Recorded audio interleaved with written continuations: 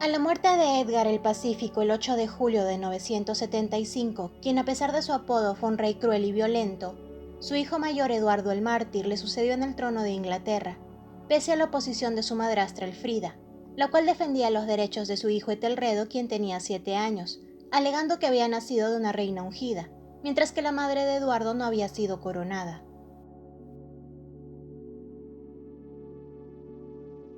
Según el relato, el 18 de marzo de 978, Eduardo se encontraba cazando con sus perros y algunos caballeros, cuando decidió visitar a su medio hermano Etelredo en el castillo de Corfe cerca de Wareham, donde vivía junto a su madre, separándose del grupo que lo acompañaba y yendo solo al castillo. La historia continúa con su madrastra ofreciéndole desde la parte alta del castillo una copa de vino, mientras él aún estaba montado en su caballo, resultando en que cuando él está por alcanzar la copa, es acuchillado por la espalda por uno de los esbirros de la reina. Según la leyenda, inmediatamente después del asesinato, hicieron que su caballo arrastrara el cuerpo deslizado de la silla de montar y con un pie en el estribo, cayendo hasta la base de la colina sobre la cual se encontraba el castillo. La reina entonces ordenó que se ocultara el cuerpo en una choza cercana. Dentro de la choza, sin embargo, vivía una mujer ciega de nacimiento a quien la reina ayudaba por caridad. Se cuenta que durante la noche una luz maravillosa apareció y llenó la choza entera, y con gran temor la mujer gritó: «Señor, ten misericordia», recibiendo repentinamente la vista. Entonces descubrió el cuerpo del rey. La iglesia de Sant Edward en el castillo de Corfe ahora está construida sobre el sitio de este milagro. Al amanecer la reina supo de lo ocurrido y asustada recogió el cuerpo y lo enterró de acuerdo a su rango, cerca de Wareham. Sin embargo, Elfrida ya había conseguido lo que quería. A Etelredo II, nacido aproximadamente en el año 968, se le considera rey desde la muerte de su hermano Eduardo, aunque fue recién coronado el 4 de abril de 978.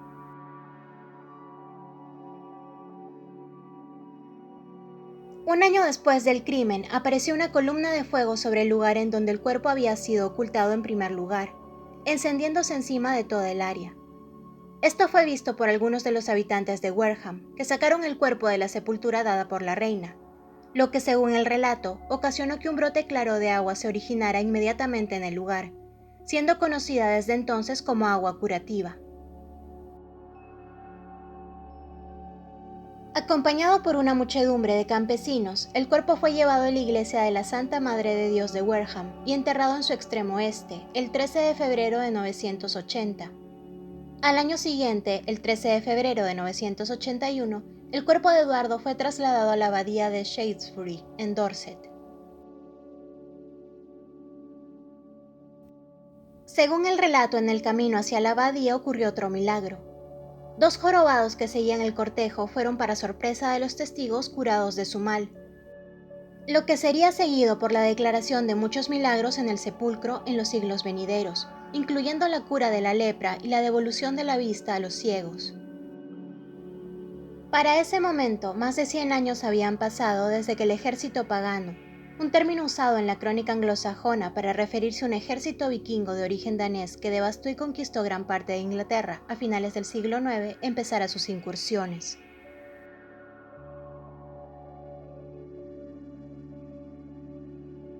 Retratado en la saga de Olaf Tryggvason de Snorri Sturluson, la fuente que contiene más información sobre él, se relata que luego de la muerte de su primera esposa, Olaf decidió comenzar una nueva vida nómada de saqueo,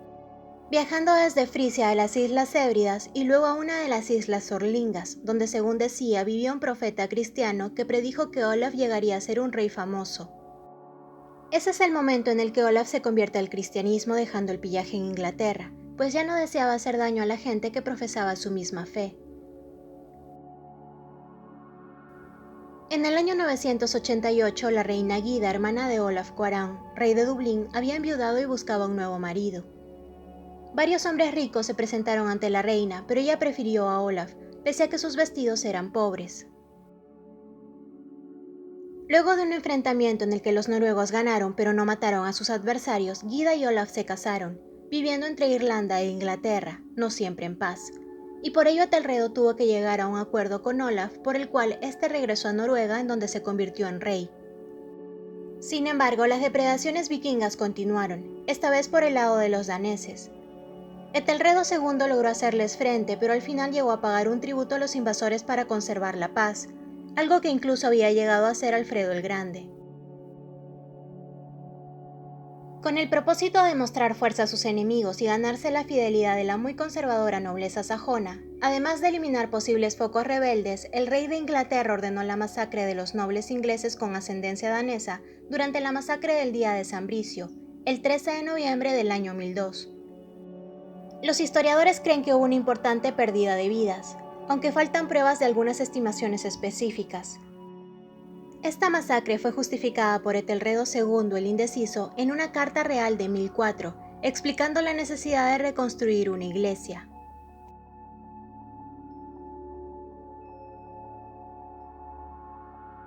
Los esqueletos de 34 a 38 hombres jóvenes, todos de 16 a 25 años de edad, fueron encontrados en Oxford en 2008. Los análisis químicos realizados en 2012 sugieren que los restos son vikingos. Las cicatrices más antiguas en los huesos proporcionan pruebas de que eran guerreros profesionales, y se cree que fueron apuñalados repetidamente y luego brutalmente asesinados, siendo la carbonización de los huesos consistente con los registros históricos de la quema de la iglesia. Sin embargo, lo que Etelredo no había previsto fue que entre las víctimas de la matanza se encontraba la princesa Gunhilda, hermana del rey Sven I Forkbeard de Dinamarca, la cual fue asesinada junto a su esposo Palik Thorkelsson, conde de Devonshire. Esta fue la excusa perfecta para el rey Sven I de Dinamarca, el cual en una campaña de venganza comenzó las expediciones en contra de los ingleses, obligando al rey a pagar un tributo aún mayor.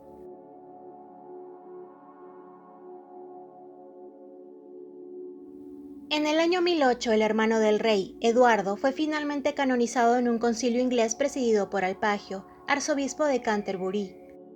luego martirizado por los daneses que no habían terminado con Inglaterra. Y es que en agosto de 1013, el propio rey de Dinamarca decidió invadir Inglaterra llegando a la isla de Sandwich. Rápidamente conquistó ciudad tras ciudad, llegando hasta el puente de Londres, en donde los ciudadanos decidieron derribarlo, un hecho del que proviene la famosa canción infantil El puente de Londres se está cayendo.